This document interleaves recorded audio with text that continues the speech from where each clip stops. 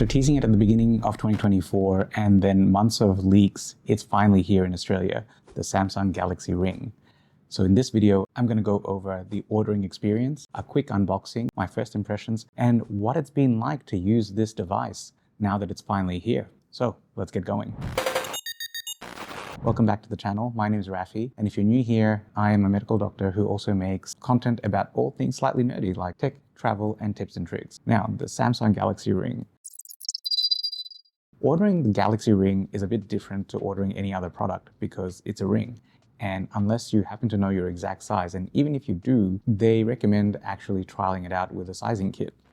If you check on the Samsung website and select the ring, you actually get an option between the colorways that are available, which is titanium black, silver, or gold. I personally am a big fan of the matte black ring.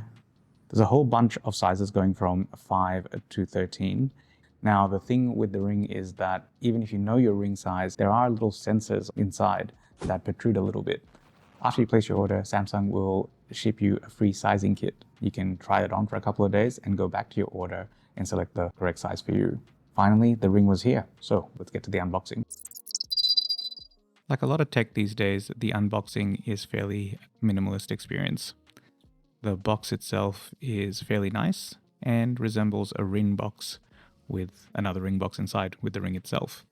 I do quite like this squircle design that they have going on. Apart from that, there is some paperwork and a charging cable. So here it is. This is the Galaxy Ring. And one of the things I really like about it is this case. I think it's one of the most underrated features that no one's really talked about. This kind of futuristic looking cylinder in a squircle design. If you look inside, there is a mirrored cylinder with a lot of mirroring in the surface, and it's encased in this clear squircle, and it just really gives it this almost surreal vibe. And the thing I like is that there is also this LED ring on the inside that gives you an indication of charge state of the ring. They have this mirrored concavity on the inside surface that reflects the colors of the ring and the lighting, and it just adds a nice touch. In the center, there is actually a button, and if you press it, it'll show you the charge state of the ring, and then if you press and hold it, it puts it into pairing mode. The ring itself is fairly plain. It's a matte black finish, 3 little sensors that slightly protrude from the inner surface. There is also this little line at the bottom that you're meant to align with the palmar surface of your finger so that the sensors have the best pickup. There's also a subtle concavity on the ring surface itself, and that's to prevent scratches. Now, I've been using this for about a week now, and it does all the basics really, really well. A couple of interesting things to note. By default, a few of the features are actually turned off. I was wondering why it wasn't picking up snoring detection or skin temperature measurements, and those things are turned off by default. I think as a result, in my first week of using it, I really haven't dropped below 50% of the battery state. If you do have some of the features turned off, you might be getting better than the 1-week battery life that they claim. When you now open up the Samsung Health app, you can see that there is a ring icon, and tapping that takes you to the ring interface. You have the 3 main things that the ring actually measures, which is your energy score, your sleep, and your heart rate. The energy score is an overall metric, kind of assesses how well rested you have been. So it takes into consideration your sleep time, your consistency, your quality of your sleep, and your heart rate variability. After about a week's worth of use, you will get this sleep animal. And this basically is a summary of how your sleep has been for the last week. It also coaches you through on how to improve your sleep quality.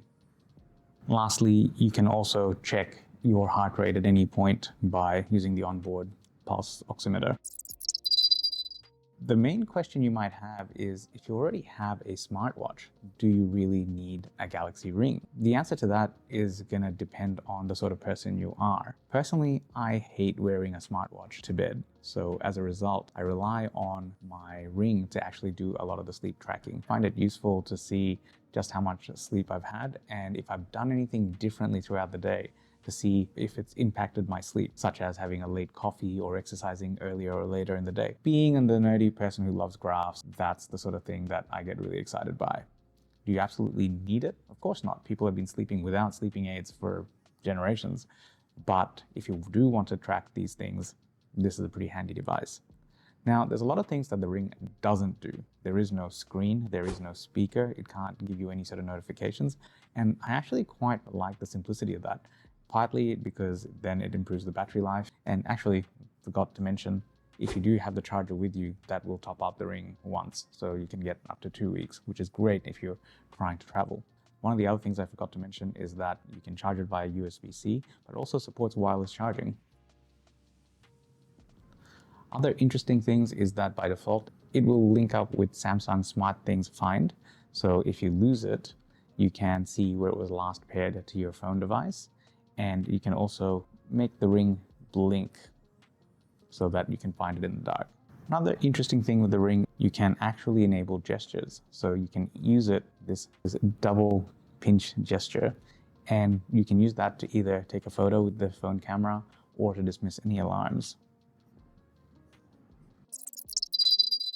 Samsung is slightly late to the party in terms of smart rings, and there's a few other competitors. I personally have used the Oura Ring Gen 3 in the past, and there are some differences. Samsung Ring is a bit slimmer and it feels a bit lighter. I like the fact that the Samsung Rings are all the same price, regardless of the color and the finish that you have on it. The other thing that's great is that the app doesn't require any subscriptions to look at all the functionality, whereas with the Oura, apart from the basics, everything else is behind a paywall. If you load up the Oura app itself, I find the app is a lot more in-depth. Whilst there's more details in the Oura app, I do find it harder to navigate and to find that precise metric that I'm looking for. The other little thing I've noticed is that every time I open the Samsung app, that my Ring synchronizes really quickly. There are a few other integrations with Samsung products that make the Ring particularly useful.